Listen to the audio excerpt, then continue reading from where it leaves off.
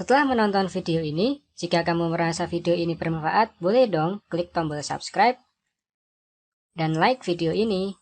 Terima kasih. Assalamualaikum warahmatullahi wabarakatuh. Kembali lagi dengan Biologi Edukasi.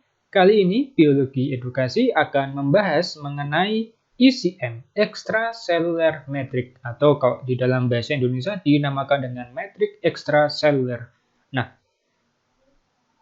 matrix extracellular itu berarti adalah bagian yang berada di luar sel, di mana di dalam matrix itu nanti pada ekstraseluler akan ada berbagai macam protein yang membentuk suatu struktur. Nah, dilihat pada gambar ini, salah satu pembentuk dari matrix ekstraseluler itu adalah kolagen fiber atau fiber dari kolagen. Di pertama ada serat kolagen.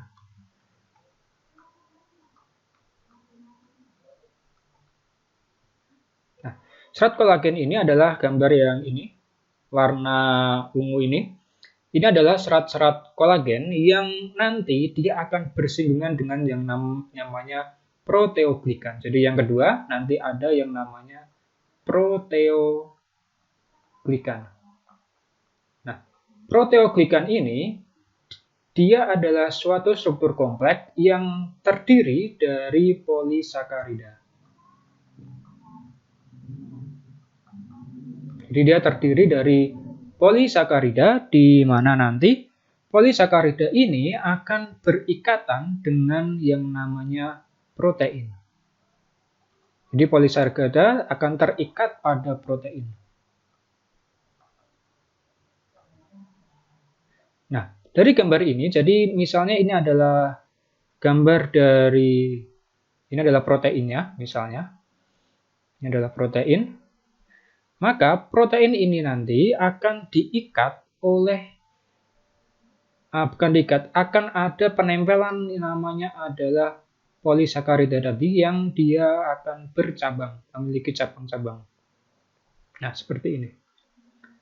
Di protein ditempeli karbohidrat yang membentuk polisakarida tadi. Jadi ini adalah polisakaridanya.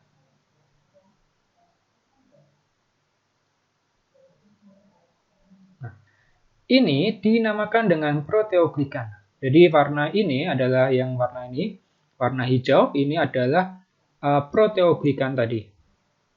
Nah, proteoglikan ini dia menempel pada yang namanya serat kolagen ini.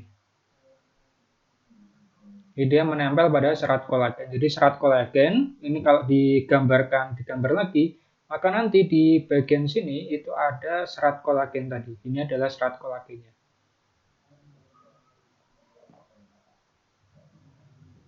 Nah, selain dari proteoglikan juga ada yang namanya fibronektin ini. Yang ketiga dinamakan ada yang namanya fibronektin. Apa fibronektin? Fibronektin itu sebenarnya adalah glikoprotein, yaitu karbohidrat yang menempel pada protein. Karbo plus protein.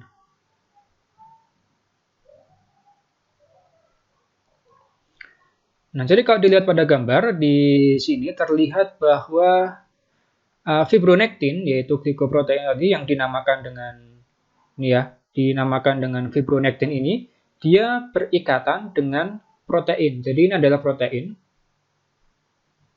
Nanti proteinnya jenisnya apa nanti setelah ini. Nah, jadi dia menempel pada protein dinamakan dengan fibronektin ini. Itu adalah struktur yang ketiga. Yang keempat, di bagian ekstraseluler ini nanti juga akan bersinggungan dengan yang namanya fosfolipid yang ini ya. Ini kita nanti akan dijelaskan ketika membahas mengenai membran sel. Nah, kita bahas dulu yang protein ini. Dinamakan dengan protein integrin. Kalau di bahasa Indonesia di buku-buku biasanya disebutnya sebagai protein integral. Jadi sama saja.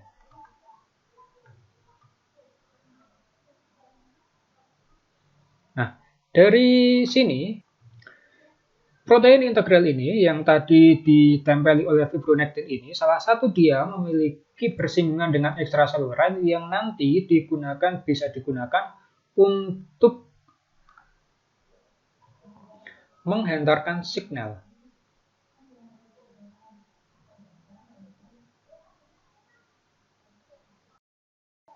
Nah, selain itu juga selain digunakan untuk menghantarkan signal, juga kadang protein integral ini atau integrin ini dia digunakan sebagai keluar masuknya zat.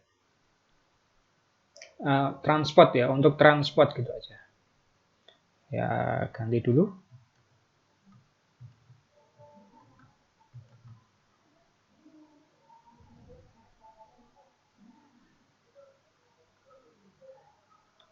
Transport apa? Transport ini biasanya kalau di sel itu nanti ada yang namanya pompa ion Na sama K+. Salah satunya adalah dia melalui protein integrin ini. Transport misalnya adalah transport ion Na+ dan K+ misalnya. Nah, kemudian di bagian dalam ini ada mikrofilamen. Ini kita sudah masuk di bagian dalam ya, mikrofilamen, di mana mikrofilamen itu dia akan berikatan dengan membran dalam dari berikatan dengan membran sel pada sel itu sendiri yang nanti akan memperkuat struktur dari membran sel ini yang terhubung dengan di dalam sel. Jadi itu beberapa hal terkait dengan metrik ekstraseluler atau disingkat ECM. Extracellular matrix. Jadi bukan membran ya. M-nya bukan membran, ECM. ECM itu adalah extracellular